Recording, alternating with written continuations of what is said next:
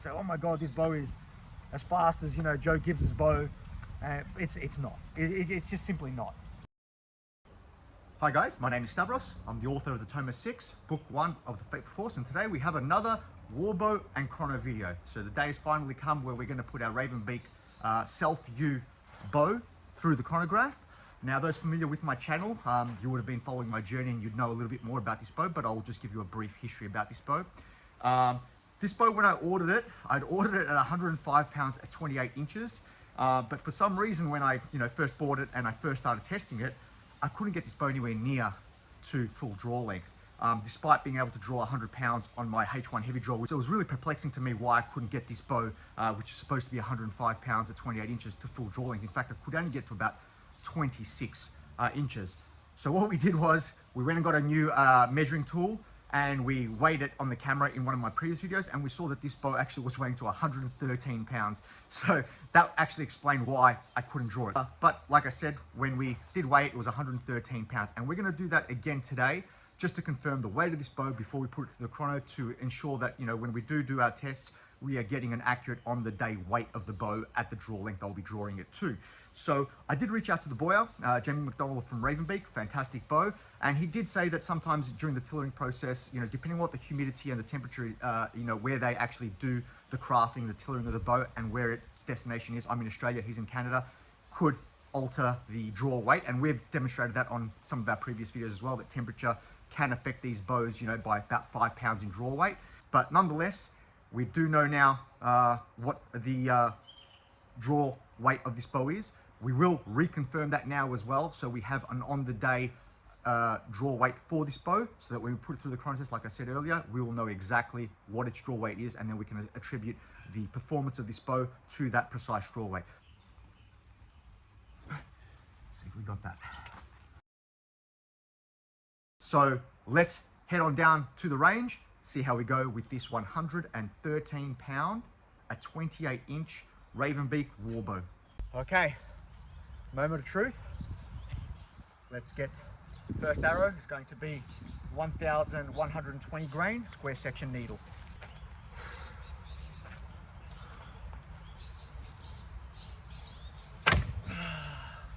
Error. And this is what I was afraid of.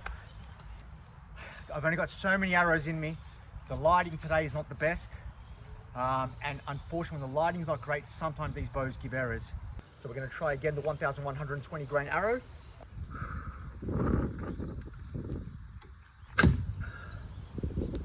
Error. All right, take 3. 1,120 grains. Come on, chrono, don't let me down. Error 3.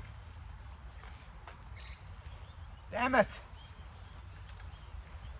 The way we're going, we're not going to get too many chrono readings off it.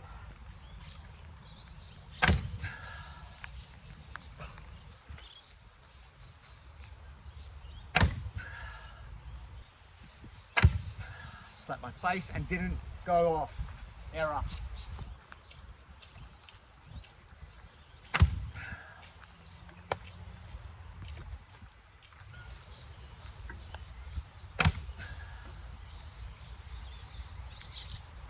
Maybe it's the spine of that arrow. It's kicking off to the left.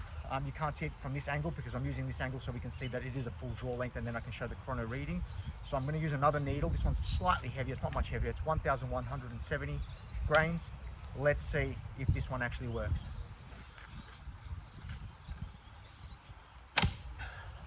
$215. I think that's an error. I really don't think that this bow's that fast. No, not with a 1,120 grain arrow. I know Joe Gibbs uses his 110 pound Mary Rose bow. When he was testing his, he was using 970 grain arrows, and he was getting 180, high 180s, I think it was 185 to 189 grain FPS.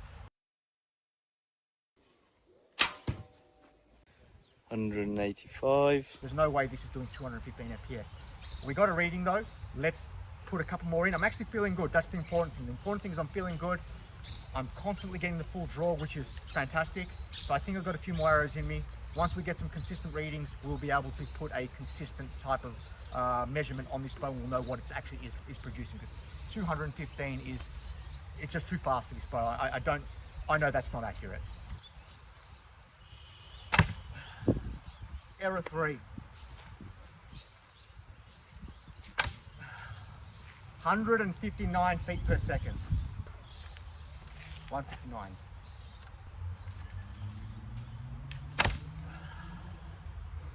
155. I don't know.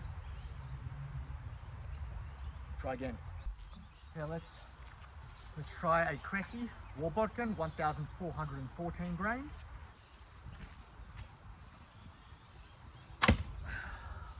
145 feet per second. Let's turn it. 1,170 grain needle bodkin again.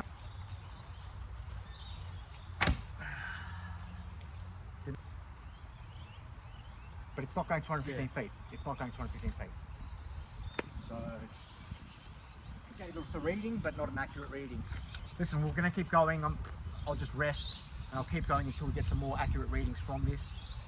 If we can't get consistent data with this bow today, it might be just a matter of the weather conditions. It was raining. It's not raining right now, but it's really overcast. That's why our speed readings are all over the place. 186. 186. Maybe, I don't know. The 200s are definitely inaccurate. There's no way this is doing the 200 ones. Maybe the low end ones are inaccurate as well. I don't know. I don't think 186 is accurate either. I think if this performs like, we'll say Joe gives a 110 pound bow, with this kind of weight arrow, it should be probably about 170, 175, not 186. We'll keep trying. Hopefully get some more consistent. Though once we get some consistent readings, even though I am tiring out, I think we'll have a better understanding of how this bow performs. 1,170 grains. The sun's actually starting to come out a little bit, so we've put the shades onto the chrono. Perhaps that'll improve the reading. Slap me. 155, but slap me, and we.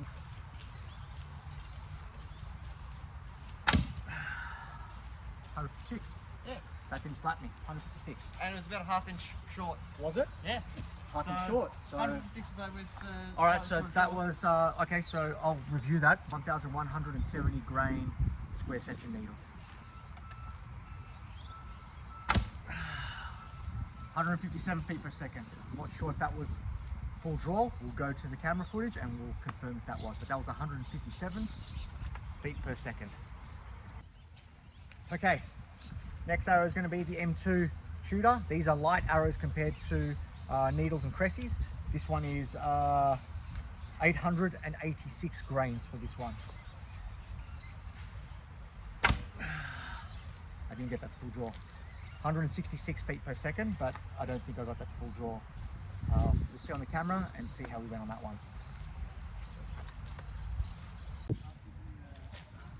Okay, so we'll try the M2 Tudor again.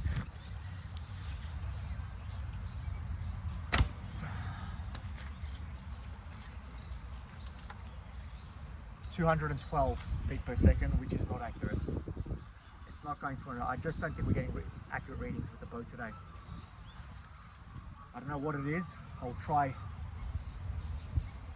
Yeah, I just don't think we're getting accurate. And it's a shame because we've got a number of full draws on it, and unfortunately the reading seems to be all over the place, and they're just not giving us consistent data. 1,170 grain needle bodkin.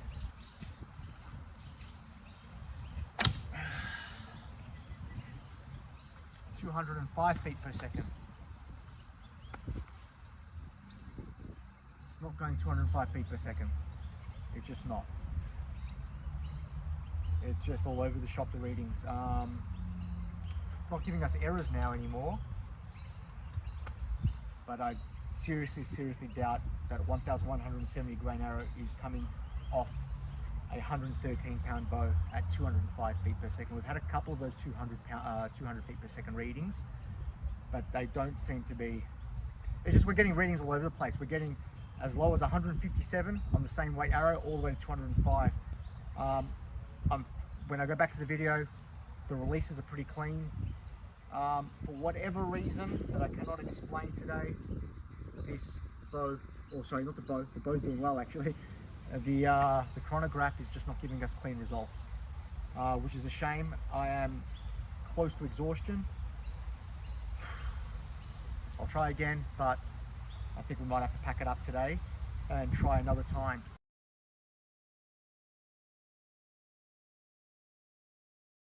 I really wanted to put a nice video in with this bow. I just can't tell with my heart. You know, I mean, I could manipulate the results and give you the 200 feet per second arrows only and say, oh my God, this bow is as fast as, you know, Joe Gibbs's bow. It's not. It's just simply not.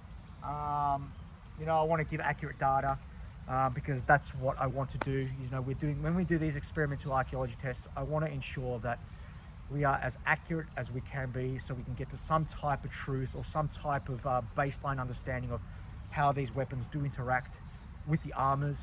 And to do that, we really need to know how these bows are performing. What I will say though is this, that this bow, as you can see, it exhausts me. It is close to my limits. And what I have done is I've decided to order a 107 pound at 28 inch MR bow.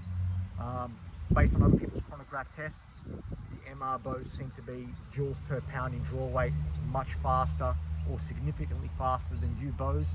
Justin Ma on the Way of Archery channel, he's got a 113 pound at 27.5 or 28 inch MR bow, the Tiron specifically, which is the one that I have ordered.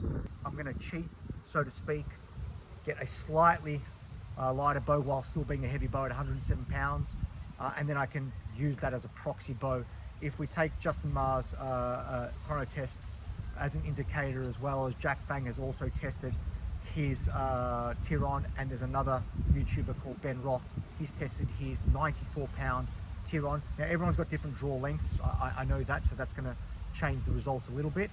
But if they are indicators of how fast those bows are, the MR Tiron should be performing at about 120 to 125 pounds for a good fast U bow.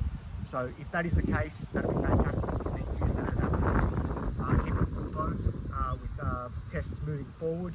But I won't be getting that bow until sometime next year, about April, I've been told. But in the meantime, I've got the H1 heavy draw, which seems to be a really good weight for me. We know what the energy is coming off that bow. I will attempt to do some more chrono tests with this one. And see how we go with this one. If I can get some more consistent data, I'll do a couple more arrows now as well, see if we can get some finally get some consistent data. But I just don't, I'm too tired, and the bow is also just, sorry, the chrono is just not giving us consistent readings. So let's take whatever we did today with a bit of a grain of salt.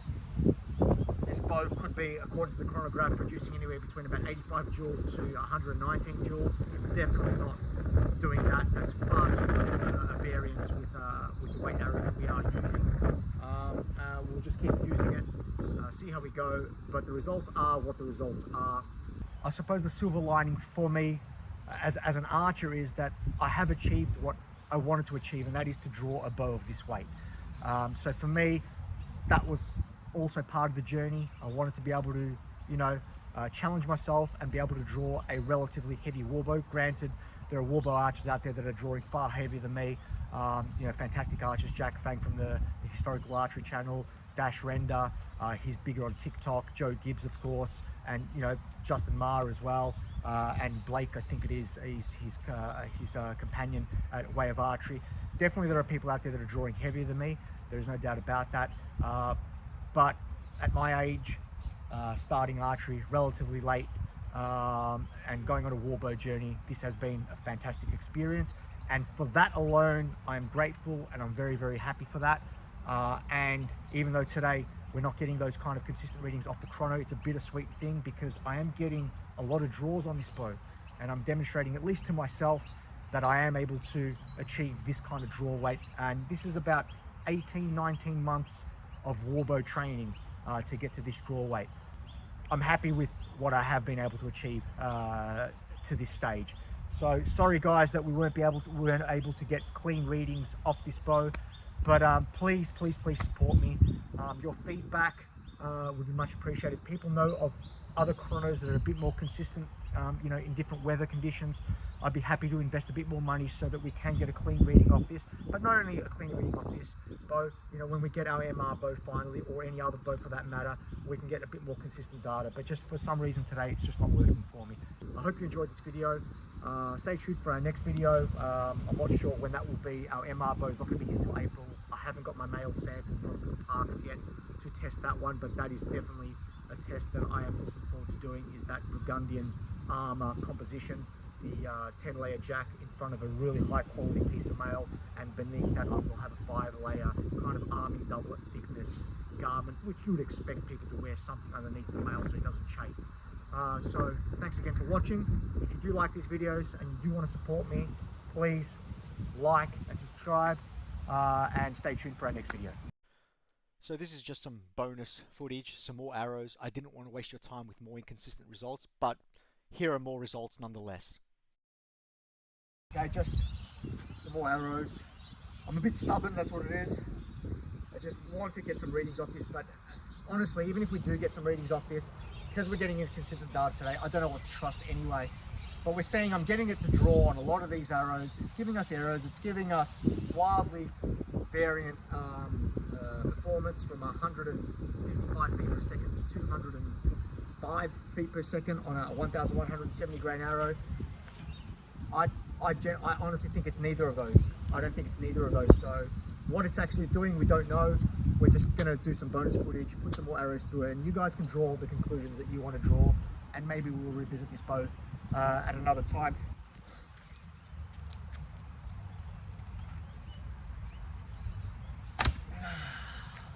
See?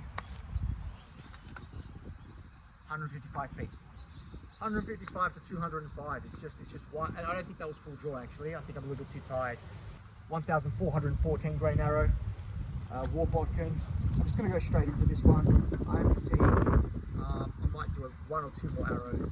I don't want to hurt myself, but I'm a little bit frustrated with the readings that we are getting today, for whatever reason.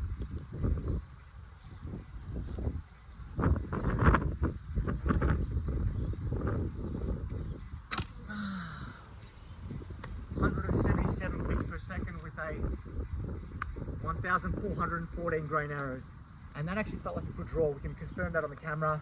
That did feel like a good draw. I don't know what to say. Let's put another arrow in. 958 grain Cressy. I mean, we know with this one, I was doing 174 feet per second at 958 grains off the H1 heavy draw, and even if we're generous and call it on that day, it was doing 103 pounds. That's what it was drawing to. We know what it performs to. Let's do it on this one, see how we go.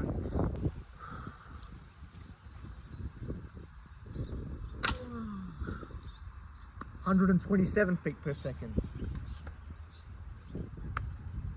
I don't know. And we can see I'm bruised up here. Some of the strings are hitting me. I'm getting tired and they're slapping me. I think we'll park it. For whatever reason, it's just not working today. But like I said, I hope you did enjoy this video.